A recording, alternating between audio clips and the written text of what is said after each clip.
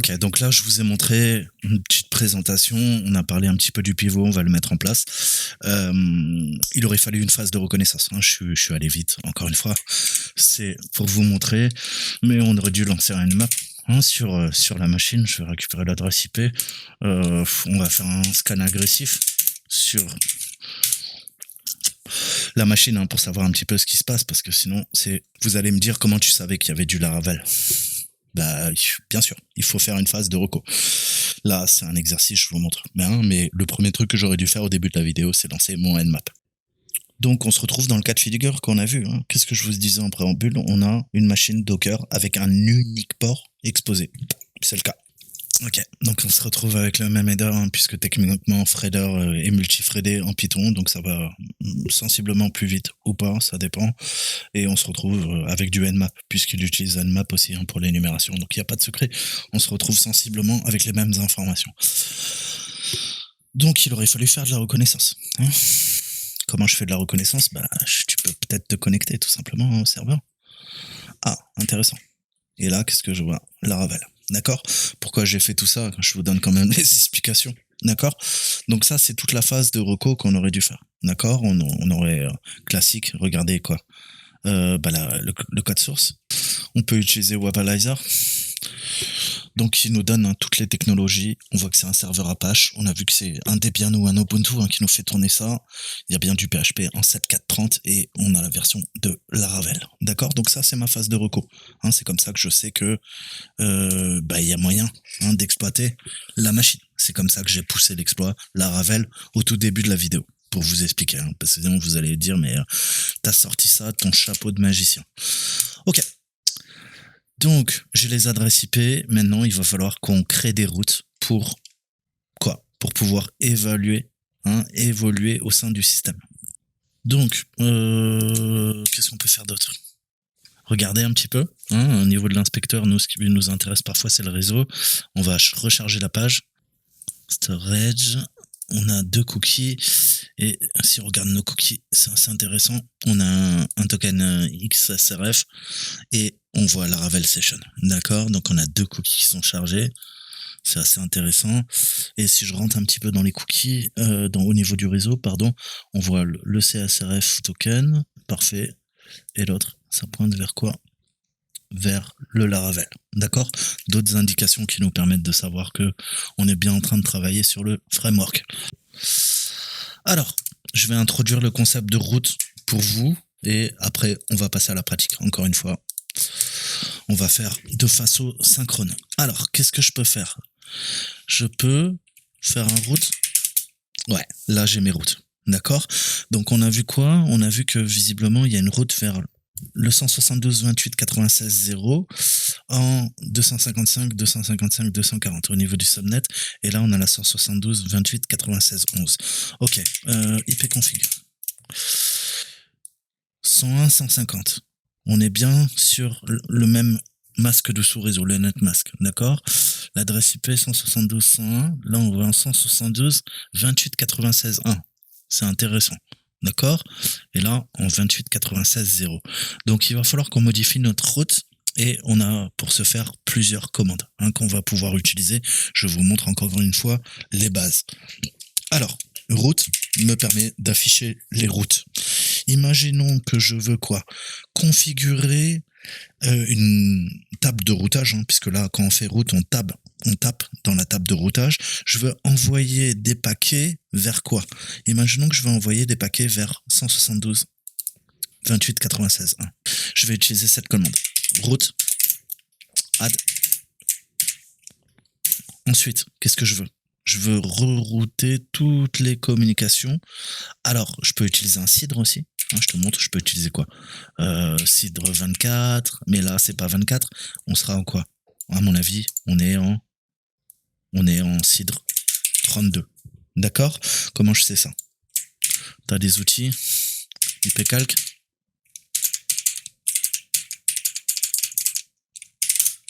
Il n'est pas installé, ipcalc? Mais c'est scandaleux, ça.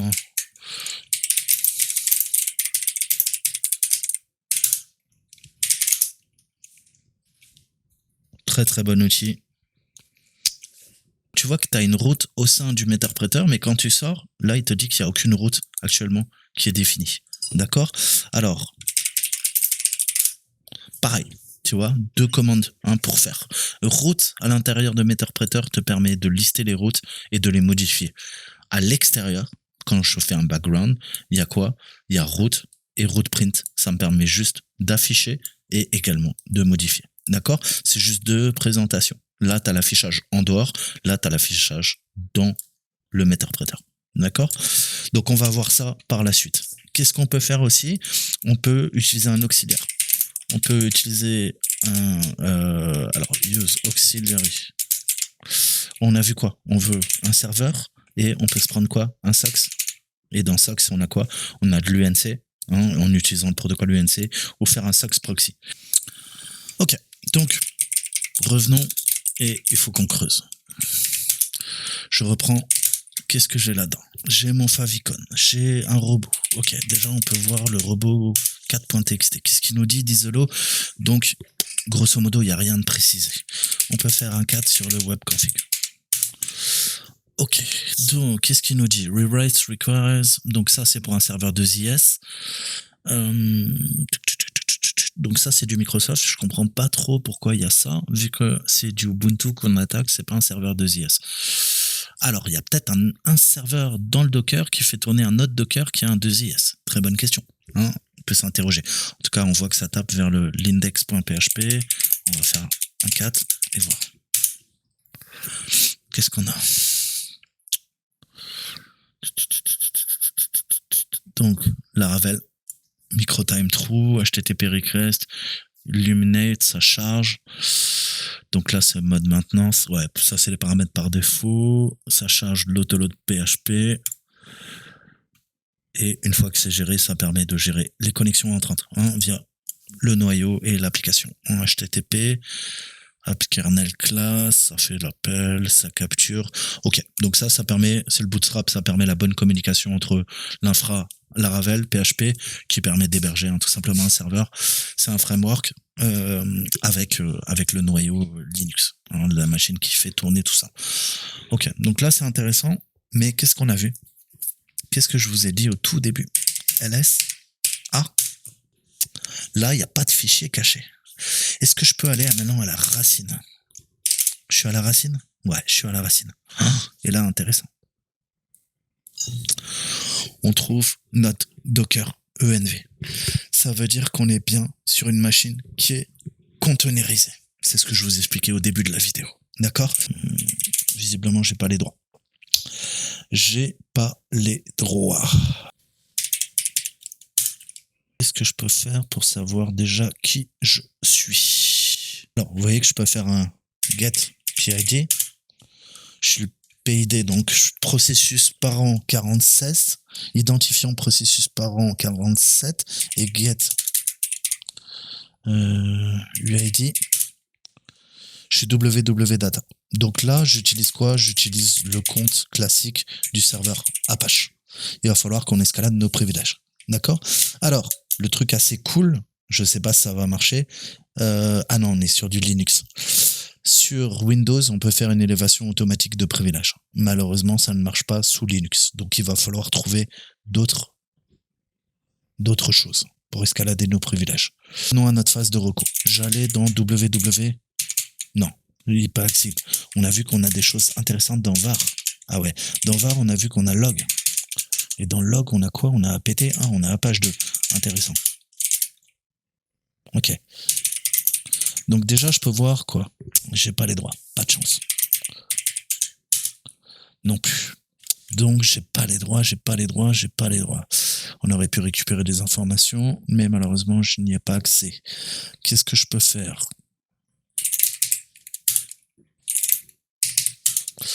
On va aller dans www. C'est là qu'il y a notre serveur. Et intéressant, vous voyez qu'on a pas mal de choses là-dedans. Et fichier caché. Enfin, c'est quoi? C'est un fichier? Ah oui, c'est un fichier, pardon. Ok, on dirait un fichier de conf. Laravel, local, API key encodé en base 64, le debug sur true, ça pointe sur le localhost, c'est normal. On a notre pile, le debug, au niveau du log level, j'ai un nouveau port, intéressant. Donc je vois qu'il y a une base de données, PGSQL, Web Service Database, qui tourne sur le port 5432 de la machine. Ça tourne sur le localhost et on a du Redis. Ah, ça devient intéressant. Et j'ai même quoi? J'ai le nom de la base de données, Postgres, j'ai le username qui s'appelle Postgres et j'ai le password qui s'appelle Postgres. Donc, ça commence à être open bar pour nous. On voit que la base Redis, elle est en nul. Donc, on peut se connecter sans mot de passe sur le port 6379 et on voit que le 2525, on a le SMTP Mailtrap et pareil, nul. Donc, on peut peut-être abuser du SMTP pour exfiltrer des données. D'accord? On va voir ça par la suite. Donc, pareil, si vous avez des doutes, pas de honte à avoir, reconnaissance. Redis, je vous en avais déjà parlé. Système de gestion de base de données clés valeurs extensibles. Très haute performance. D'accord? Ok, parfait. PG, plus quoi? PGSQL? PGSQL? Programme de programmation procédurale pour PostgreSQL. Ok, donc on sait maintenant qu'on attaque une base de données PostgreSQL. Ok, donc on va essayer de se connecter. Hein, on a quoi? On a un nom d'utilisateur, on a un mot de passe, mais c'est du pain béni pour nous. Ce qui est génial, c'est que, si vous regardez bien, qu'est-ce qui nous intéresse? Tu vois le host là? Ça c'est quoi? C'est un full qualified domain. Hein, ok, c'est un nom. Un nom d'hostname via le DNS. D'accord, mais moi de l'extérieur, ça j'arrive pas à pinguer. T'arrives à pinguer ça toi? Moi j'arrive pas à pinguer. Je sais pas ce que c'est. Hein. Lui non plus, hein. Il n'y arrive pas. Même Google, il sait pas. Tu vois, on a des problèmes de résolution. Comment je peux l'atteindre de l'extérieur, cette putain de machine? Maintenant que j'ai les codes, j'ai le user. Il faut qu'on puisse l'atteindre. Comment je peux faire? On va utiliser un module dédié qui va nous permettre d'attaquer directement la machine. Je vais demander à un interpréteur de résoudre ce nom d'hôte distant et de l'associer à une adresse IP. Alors, comment on fait ça?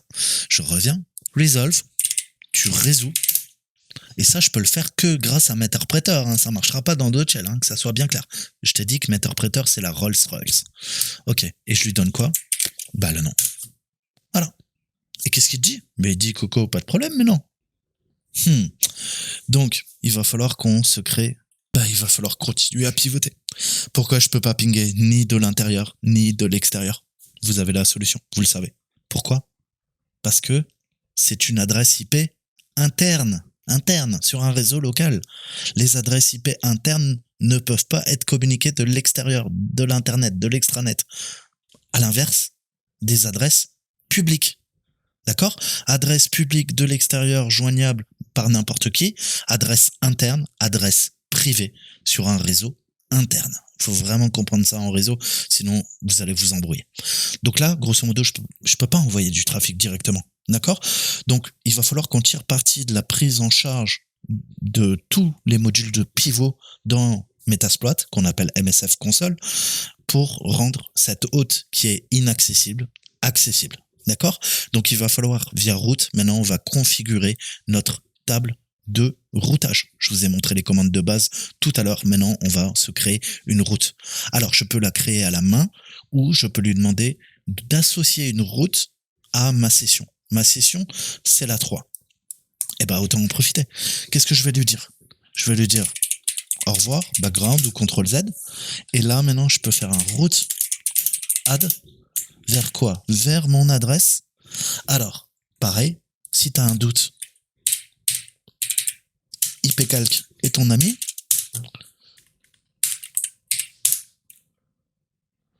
Donc, on est pas en 255.255.0, on doit être en 255.255.255. Donc, c'est bien un 32. Pourquoi? Vous le voyez, on est bien en 255.255.255. Hein.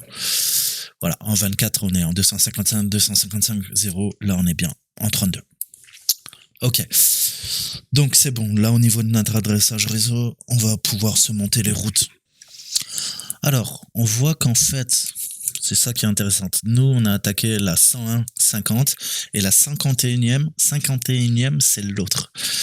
Donc, il faut qu'on s'ajoute la route. Donc, il faut que je reparte. Alors, quand ça part en couille, comme ça, voilà, ça va être l'option on voit que... Alors là, je l'ai tué entre-temps, mais il y avait ma session 3, Meterpreter. J'ai fait un session... Quoi? Comment on l'a tué? Kill. D'accord? Et 3. D'accord? Ça la tue. Bon, là, il me dit qu'elle n'existe plus. Et je vérifie qu'elle est plus là. Il n'y a plus que la 2. Du coup, je peux remigrer. C'est pas un problème. Ça relance un Meterpreter. Hein, si jamais vous voyez que votre Meterpreter il part en cacahuète, c'est pas grave. Relancez-le, il n'y a pas de problème. C'est le serveur de Command and Control qui envoie les ordres aux agents. Ok, donc on repart et je vous disais, il nous faut donc notre shell. Alors oui, je vais vous montrer aussi un truc. Je vous mettrai un lien de toute façon. Mais on peut triper un peu. Qu'est-ce qu'on peut faire? Ok, donc il lance le stage session, il l'a stabilisé ou pas? Ok, donc maintenant c'est la session 5, 6, c'est la fête. Session, c'est screenshot et je veux la 5. Ah, Meterpreter Linux il prend pas. Sur du Windows, vous pouvez envoyer et carrément capturer des captures d'écran de l'écran de l'utilisateur pour voir un petit peu ce qui se passe sur la machine. Ensuite, tu peux, je t'ai dit que c'est collaboratif. Qu'est-ce que j'entends par là? Imagine qu'on soit plusieurs. Hein, on est une équipe de Red Teamers. Il n'y a pas que Saltimbanque, ni Toto le hacker. On est toute une équipe en fait. Et comment on peut s'y retrouver? Bah, tu peux faire un sessions. Et je vais dire, écoute, la 2, c'est Toto le hacker.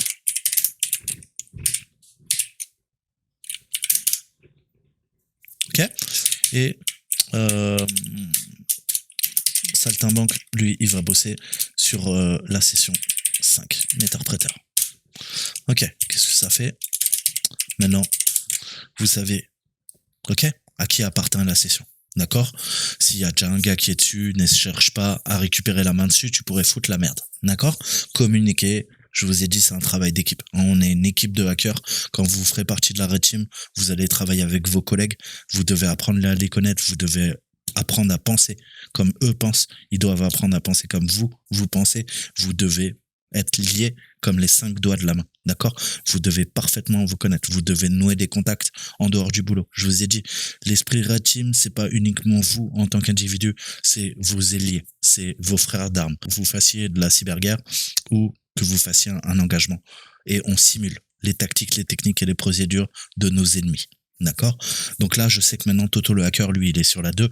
Saltimbanque, c'est moi, je vais rester sur la 5. D'accord? Comment renommer les sessions pour vous y retrouver?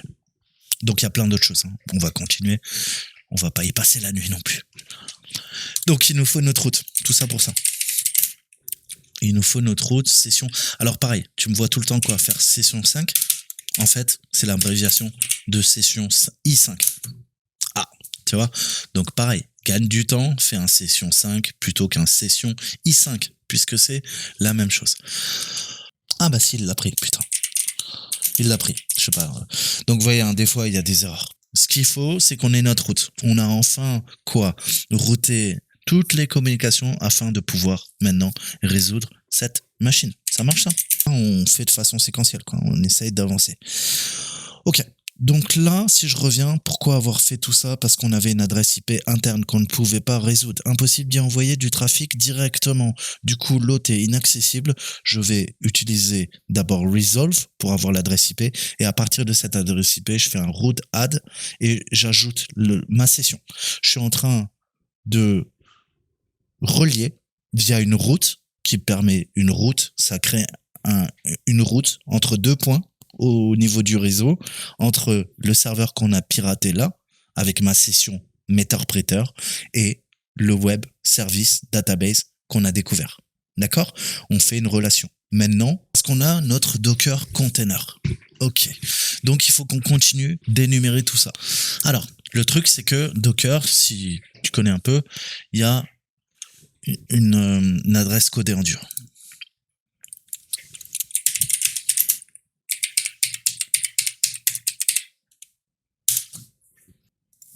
Intéressant. What you say? Networking with standalone container? Use the default bridge network, of course, my friend. And why this address, please? I don't know. Maybe the gateway is this one. Oh, and the subnet by default is this one. Oh, okay, I understand totally. Donc, grosso modo, hein, bah oui. Ça, c'est quoi? La connexion bridge vers Docker 0 par défaut utilise ça. Donc, si tu sais pas, bah, tu peux pas l'inventer. Donc, bah, il faut creuser, chercher, commencer à maîtriser Docker. Qu'est-ce que je fais? Bah, je vais relier la machine et on va s'ajouter une autre route. Faut que je sorte ou pas? Très bonne question. On va tester encore une fois. Route add. Qu'est-ce qu'on a vu? 127, ouais. Sauf que c'est ça. Et qu'est-ce qu'on veut? On a vu qu'on était sur un cidre de 32. Et donc, on va ajouter notre route. Hein, on a vu que le Docker par défaut c'est le 172.0.1. Attention, hein, si vous suivez ce que dit le gars, il est en train de se planter. Hein. Je vous ai dit qu'il était bon, je suis pas sûr. Hein. Ça c'est pas bon. Ça c'est pas bon. Ça c'est bon. Ça c'est bon. Ça c'est bon. Mais lui, qu'est-ce qu'il fait? Hein? Donc attention aussi, putain, ça m'énerve les gens comme ça. Le mec il fait un truc, voilà, tout ça c'est de la merde. Tout ça c'est de la merde. Hein? Donc attention, et vous allez galérer. Je sais pas pourquoi il dit ça, c'est quoi ce délire? Oui, ça oui, mais pourquoi -1? Putain. Donc attention à ce que met le gars. Hein, c'est faux ce qu'il met. Hein. Il vous dit techniquement de faire des -5, des -1, des -3. C'est faux. Il n'y a pas de dash. C'est ça, hein, la syntaxe. Ok. Donc maintenant, il va falloir qu'on s'attaque à la base de données. C'est du Postgre et on va récupérer les informations sur la base de données. Hein, c'est ce qu'on appelle le schema dump. Je vous ai dit que le schéma, hein, un vidage de schéma, le schéma c'est au sens, ça peut être un schéma. Hein, comme en ingénierie, mais on parle de schéma aussi en base de données. D'accord? C'est une partie de la base de données, le schema, hein, comme on dit en anglais. Alors, comment je peux faire ça? Bah, on doit avoir un truc qui s'appelle quoi? Qui s'appelle search, hein, te casse pas la tête. On attaque quoi? Du Postgre? Postgres? Ouais, ok, d'accord. Tu vois qu'on a pas mal de trucs. Qu'est-ce qui pourrait nous intéresser si je cherche quoi? Schema dump? Ouais, dump schema, normal. Schema dump, ok. Use 16? Option? Alors, qu'est-ce qu'il nous faut? Yes.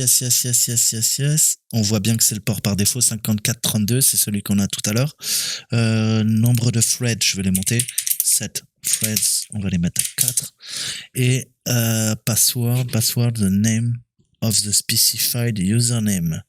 Alors, c'est là que ça devient intéressant. Si je le lance comme ça va pas marcher, je pense. Oui, il faut le rhost. Donc, 7 rhost. On a vu que notre machine, c'est la 172.28.101. C'était la 51e, pardon.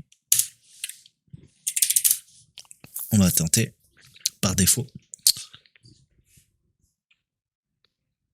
Nothing. Normal. On n'a pas mis le mot de passe en même temps. Ok. Donc, le password PostgreSQL. Ok. Donc, on va le faire manuel. CTRL Z. Y. Ok. Donc là, vous voyez que autant je peux faire un run tout court ou un exploit, autant je peux lui dire voilà, en ligne de commande. Qu'est-ce que je lui dis? Je lui dis tu vas utiliser c'est une base de données protocole Postgres, d'accord? Comme ça, bah, il connaît automatiquement le port qu'on lui a donné de toute façon. Hein, ça, c'est mon séparateur. Hein. C'est comme si tu mettais HTTP en fait ici, sauf que c'est du PostgreSQL. Là, c'est quoi? Bah, c'est tout simplement le user. Le user, c'est Postgres. Séparateur de points, le mot de passe, Postgres, @ la machine, et tu tapes dans Postgres. Techniquement, qu'est-ce que ça vient de faire? Bah, ça vient de taper hein, dans le schema. Il trouve Postgres. Nous, on lui a dit quoi? Postgres, mais j'aurais pu lui dire quoi? Template 1. Ben ouais, tu peux, hein, pas de problème. C'est le nom. Template? Non, il trouve pas. Template 1? Ah, template 1, il trouve. Template 0? Ouais, ok. Sans rien? D'accord. Donc tu vois, c'est là, hein, tu vas taper. Nous, on lui a demandé automatiquement de taper ici, dans cette base de données, d'accord? Puisque les templates, c'est des modèles, on n'en a strictement rien à faire. Tu retrouves les informations, d'accord? 5432, bah c'est normal, on lui a donné. Et de toute façon, qu'est-ce qu'on a vu? On a vu que c'est bien les mots de passe. Postgres. D'accord? Donc, encore une fois, on n'invente rien. Alors, je reprends ma bonne commande. Ça énumère. Donc, à partir de là, on a la base de données, on a les différentes tables, on a une table qui s'appelle User ID Sec. Ça a l'air un petit peu croustillant. Hein. On voit les colonnes. On a User, pas mal aussi. Hein. Ah, puis en plus, il y a Password. Tu vois, celle-là, ça m'intéresse encore plus. En varchar. D'accord. User PKKey. Donc, qu'est-ce qu'on va faire? Vous l'avez compris. On va faire une requête SQL et on va aller requêter tout simplement dans une table qui nous intéresse. Il y a quoi là? Il y a 3 tables. Laquelle t'attire? Ces deux-là, je m'en fous. Moi, c'est cette table avec ces différentes colonnes. Alors, on a un autre module qui s'appelle search Postgres. Je prends ma table, je l'enregistre. Ok, on voit qu'on a plein de trucs. Et on a un truc, on a vu schema dump. Et qu'est-ce qu'on peut faire aussi? On doit avoir faire une requête SQL. Et oui. On a du capture, d'accord? Mais ça, c'est pour capturer l'authentification d'un utilisateur. Moi, je veux rentrer des commandes. Je veux énumérer. Craquer la base de données? Non. J'ai déjà le mot de passe. Je connais l'utilisateur. J'ai pas besoin de craquer la base de données. Qu'est-ce que je peux faire? Si on regarde, on était en Postgres. On était en schema dump. Tu remontes, tu cherches, tu regardes, tu utilises ton cerveau. Et tu vois que là, ça devient intéressant. Qu'est-ce qu'on fait? On fait une requête sur un serveur générique en PostgreSQL. Eh ben, c'est super, c'est exactement ce que je veux. Ok. Option. Donc, port par défaut, rhost, on va le définir. Et qu'est-ce qu'il nous faut? On a vu le username, il nous faut définir le nom de la database. Hein, la database, on a vu qu'elle s'appelait database user. Et je modifie. Donc, tu vois, d'où l'intérêt de faire un 7G rhost, comme je te disais au début de la vidéo. Pourquoi? Pour pas avoir constamment à modifier les adresses IP. Et est-ce que c'est la bonne adresse IP? Parce que je suis en train de me distraire. Non, ça c'est l'adresse IP du serveur qu'on est en train de pirater. Nous, c'est 172.28.101, celle sur laquelle on a fait le resolve et la route. Hein, je suis en train de me distraire en vous parlant. Ok. Alors, maintenant, quelle est la requête qui est faite? Password Postgre, chou. Ah, on va tester. Allez, on va voir. Auxiliary module, failure, could not connect. Alors, notre requête SQL, on veut quoi? Je veux faire un select, wildcard, je veux tout sélectionner à partir de quoi? Users? Ok.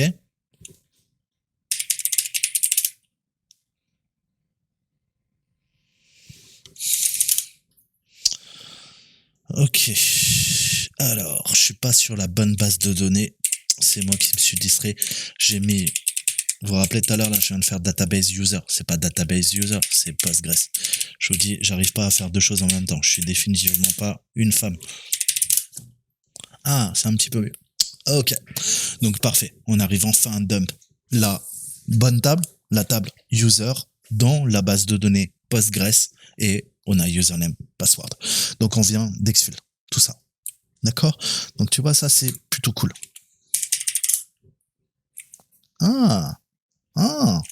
Et qu'est-ce que je te disais? Au fil du temps, t'as ton loot, tu vois? T'as ton loot qui vient et c'est enregistré automatiquement. Hein? Il surveille ce que tu fais, il récupère et dès qu'il voit des choses en clair et tout, qu'il y a des mots de passe, qu'est-ce que fait Metasploit? Il a ton loot. Tu peux récupérer ton loot. D'accord? Donc, vous voyez comment c'est puissant? Si jamais vous avez des doutes pendant votre pen test, vous avez le loot pour vous rafraîchir la mémoire, hein, et récupérer des informations pertinentes. Et via d'autres commandes, je vais pas rentrer dans les détails parce que je veux pas que la vidéo fasse 3 heures, mais vous allez pouvoir quoi? Vous allez pouvoir ajouter du loot à la main. D'accord? Là, il le fait de façon automatique. Allez voir, allez lire les bouquins et le lien que je vous mettrai en description pour creuser sur Metasploit. Alors, quoi d'autre? Bah là, on a tapé le mot de passe, hein, du Père Noël. Ça devient assez croustillant. Donc, le mot de passe du Père Noël, c'est password. Hein. Quelle est la table de la base de données utile? Bah, c'est users. Hein. Quel fichier contient souvent des informations d'identification utiles pour les applications? Qu'est-ce qu'on a vu? On tapait dans .env. Alors, ne pas confondre avec le .docker env. D'accord? Quel fichier indique qu'une session a été ouverte dans un conteneur? Bah, c'est celui dont je vous parlais, à la racine, .docker env. Parfait. Quelle commande peut être utilisée pour mettre à niveau la dernière session ouverte vers une session méterpréteur? On a vu que c'est session -u plus quelque chose. Vous pouvez faire un session-u1. C'est la réponse si vous galérez. À quoi l'application est-elle vulnérable? Très très bonne question. Elle est vulnérable à une CVE. Un CVE qu'on a utilisé au tout début. Ou qu'est-ce qu'on peut se faire? Search, exploit. Non, ça il va pas kiffer.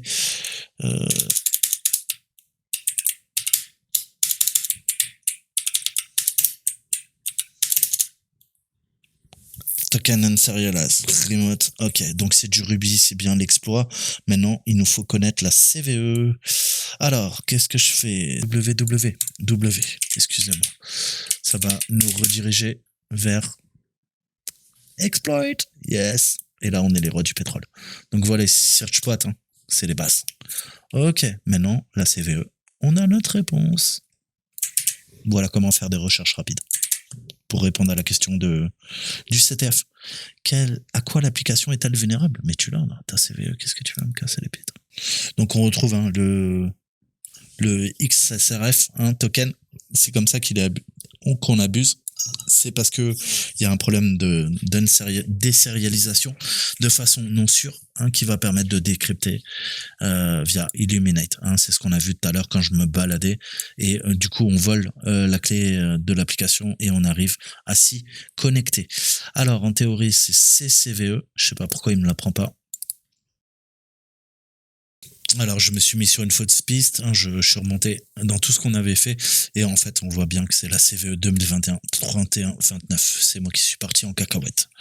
Donc, attention, un searchploit, c'est pratique, mais ça peut aussi vous embrouiller. D'accord? Donc, attention. Parce qu'il y a plein d'exploits. Searchploit permet de rechercher dans la base de données, en fait. Hein. Vous avez exploit-db sur Internet, searchploit, c'est la version en local sur votre machine, d'accord? Search, exploit. Bon, vous inquiétez pas, c'est préinstallé de façon sur Parrot et sur Kali. Si ça allait pas, faites un apt ou allez regarder les Kali meta package, hein, si vous êtes sur Kali, ou allez voir les Parrot meta package sur le forum pour savoir comment télécharger tous les outils. Hein. Ça veut dire qu'il vous manque des outils sur votre système. Ok.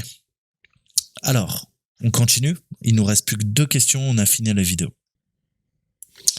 Donc, je t'ai dit que, t'as vu, hein, il y avait un conteneur qui fait tourner 2 autres conteneurs plus une machine. Donc, on continue à pivoter. On a récupéré le mot de passe du papy, hein, du Père Noël. Maintenant, il va falloir qu'on continue à attaquer pour pivoter davantage sur le réseau privé. On va se créer un proxy chaussette, hein, un proxy chain, et on peut faire ça directement au sein de Metasploit. Alors, use. Ok, donc on est reparti. On est dans la place et je suis sorti de ma session, c'est ce qu'il faut. Et on va faire un use auxiliary. On va aller dans serveur. Dans serveur, t'as quoi? T'as du SOX. Et dans SOX, t'as quoi? T'as du proxy et via de l'UNC. Hein, Universal, l'UNC, le protocole UNC. Donc nous, on va prendre le proxy. D'accord? Là, maintenant, on va le définir. Comment je fais ça? Je peux faire une option, mais tu as vu qu'on peut passer les arguments directement. Hein. Je vais lui passer tous mes paramètres directement. Je peux faire un set. Hein. Ça, c'est quand tu débutes. Okay, une fois que tu es à l'aise, que tu as compris un petit peu comment on pige, comment tu piges, si tu piges bien Metasploit, tu as compris que les variables, tu peux les passer en une fois, tu vas pas t'emmerder à faire 10 commandes. Hein, je partais du principe que vous êtes débutant, je pars du principe qu'après 1h30, là où je sais pas combien de temps on va faire la vidéo, vous commencez à comprendre ce qu'on fait. J'espère, sinon il y a un problème, changez de métier. Donc le principe du proxy chain, c'est quoi? C'est que je vais héberger sur ma machine le serveur et ça va permettre de rerouter les communications. D'accord? Et ainsi, on va peut-être atteindre des ports sur le Docker. Hein, ports qui sont pas atteignables en principe. Ok, donc par défaut, qu'est-ce que je fais là? Bah, je suis en train d'utiliser les variables, ok, qui sont déjà définies. SRV porte. Généralement, on utilise le 90-50. Après, faites comme vous voulez. Et je vois que je suis en train de me distraire, pareil. Et on va lui donner la version. Tu vois qu'on est en version 5. La version 5 est mieux, mais elle pose parfois des problèmes. Donc, quand vous utilisez Burp Suite et tout ça, utilisez le 4A. Hein. Des fois, ça vous réglera des soucis. Plus tard, ça vous évitera des maux de crâne. Donc, je le passe. On est en 5. Je vais le passer en 4A. Voilà. Et ça lance directement en une commande. Donc, maintenant, ça, c'est monté. Ok, il tourne déjà en job 4. Alors là, il faut que je fasse jobs.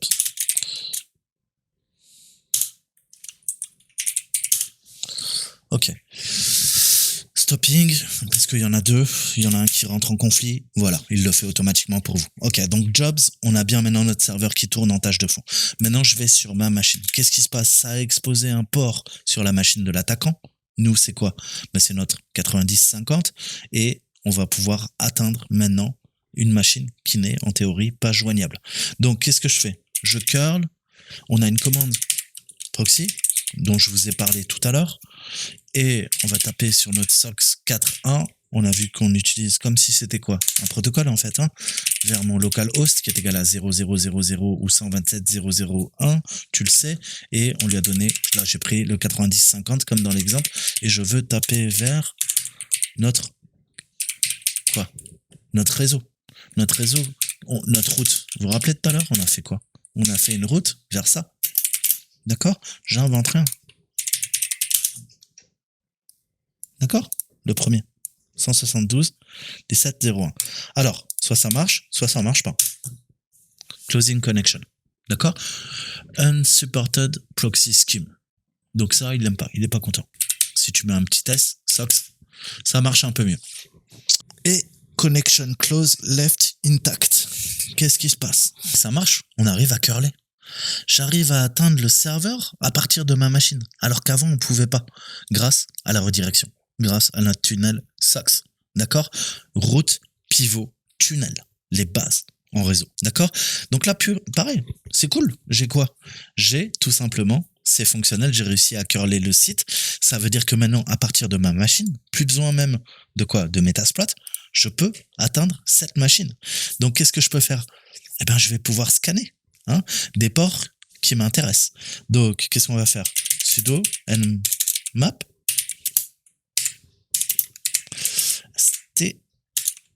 pardon. Donc, on va pouvoir faire notre petit scan. Je vais les préciser que quelques ports qui nous intéressent. Et le 5432, puisqu'on a vu qu'il y a quoi? Il y a la base de données qui tourne là-dessus. Et j'utilise quoi? Eh ben, j'utilise le 172.17.0.1 pour scanner. Hein? Je peux préciser une machine ou plusieurs machines. Je peux spoofer des machines même pour masquer et lancer des scans à partir d'autres machines qui existent ou qui n'existent pas.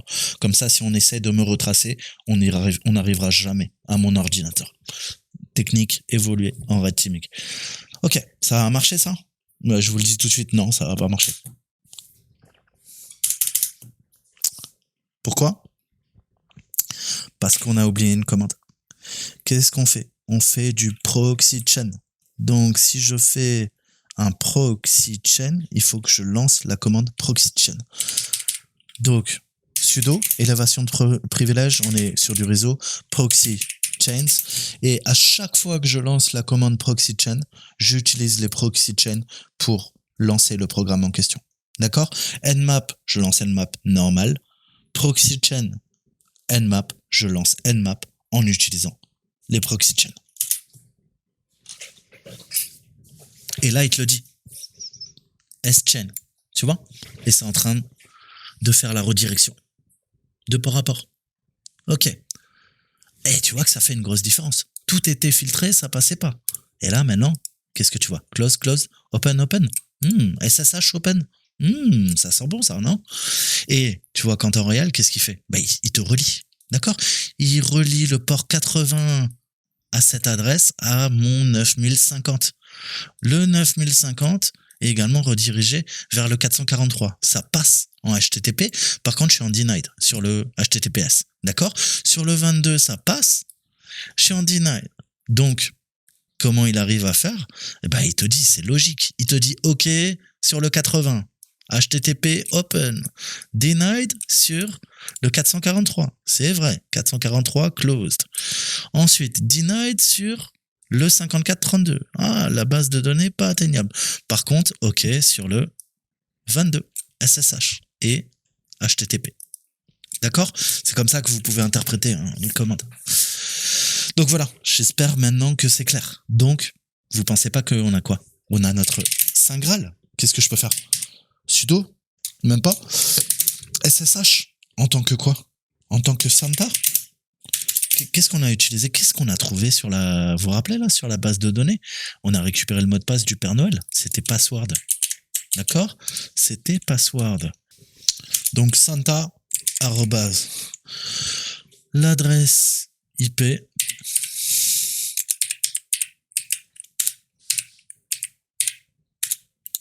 L'adresse IP.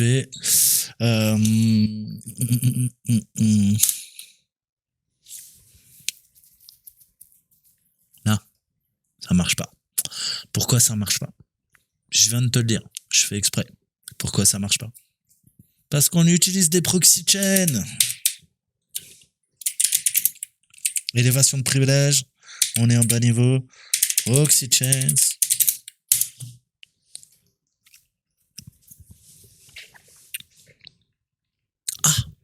Incroyable. Incroyable. Ok? Donc, c'est des erreurs de débutants qu'on fait tous quand on apprend. D'accord? Je fais exprès de faire des fautes ou pas. Ça sera à vous de juger en fonction de ma compétence. Mais pour vous montrer les erreurs qu'on fait quand on débute. Et on dit, putain, mais je comprends pas là. Tout est configuré, ça marche pas. Mais oui, mais si tu lances pas proxy chain, ça va pas marcher. D'accord? Et là, password. Et voilà, c'est qui le patron? Petit addendum, juste avant la fin de la vidéo, je vous ai trouvé le H1. Pensez à l'help, je vous ai montré la commande loot. Vous avez maintenant comment gérer votre loot, d'accord? Je vais effacer tout le loot, puisque j'en ai beaucoup trop, et puis ça stocke. Et ce qu'on fait, en fait, les bonnes pratiques, encore une fois, c'est qu'on efface le loot de la base de données entre chaque engagement avec nos clients. D'accord? Sinon, tu vas te mélanger les pinceaux. D'accord? Alors, tu vois que tu peux faire un update. Nous, ce qu'on va faire là, je vais juste lui dire quoi? Je vais lui dire delete. Ok? Et voilà, c'est fait. Je te dis à très bientôt. Piratez la machine. Je vous félicite si vous avez regardé l'intégralité de la vidéo. C'est que vous êtes un vrai, vous êtes un bon, vous êtes un passionné. J'espère que vous avez appris des choses. C'est le but de ces vidéos. Même si je vulgarise à outrance parfois, j'essaie de m'adapter à tous les niveaux. J'essaie de vous donner des commandes pour que vous soyez à l'aise. Voilà. Je vous laisserai récupérer le flag. Ça, je vais pas vous le donner. Et moi, je vous dis à très bientôt. Ciao, ciao.